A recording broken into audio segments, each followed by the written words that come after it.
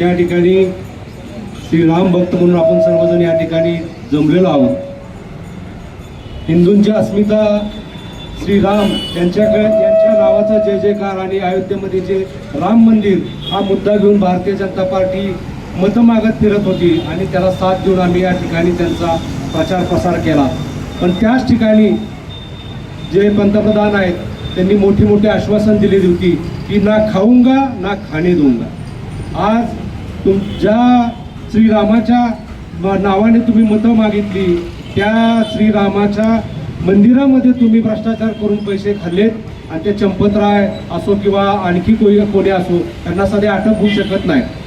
आज अनेक मोर्चे या ठिकाणी विश्व हिंदू परिषद असू द्या किंवा संयुक्त हिंदूंचा मोर्चा म्हणून आम्ही या ठिकाणी रस्त्यावर साताराच्या फिरलो. आज कुठे गेली ती RSS? आज विश्व हिंदू परिषद कुठे गेली? का निषेध करत नाहीयेत?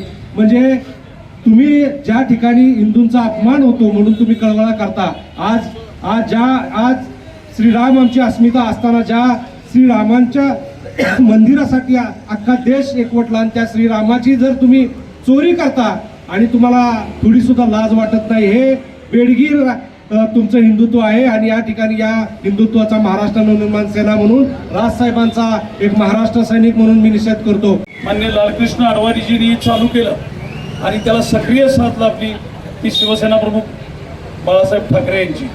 आणि त्यानंतर या आंदोलनानं जोर पकडला, शेकडो हुतात्मे झाले, परंतु अंतिमतः हे राम मंदिर उभं राहिलं. फक्त उभं राहताना ते अडवाणी, ते ठाकरे कुटुंबीय, ते विनय कटियार असोत, साध्वी ऋतुंबरा असोत, संघर्ष करणारे चालवणारे कुणीही नाही. आणि मोदींनी नेमलं चोरटा चंपतराय, चोरटा अनिल मिश्रा. हा चोरीचा पैसा त्यांचे शिरोमणी मोदी आणि शहानी या देशातली लोकशाही संपवण्यासाठी वापरला.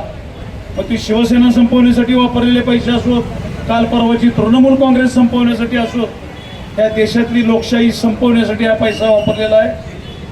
रामराज्य म्हणता म्हणता त्या रामाच्या नावानं पैसे खाऊन, प्रभू रामाचे पैसे हे लोकांच्या विरोधात, लोकशाहीच्या विरोधात वापरण्याचं कटकारस्थान यांनी केलेलं आहे.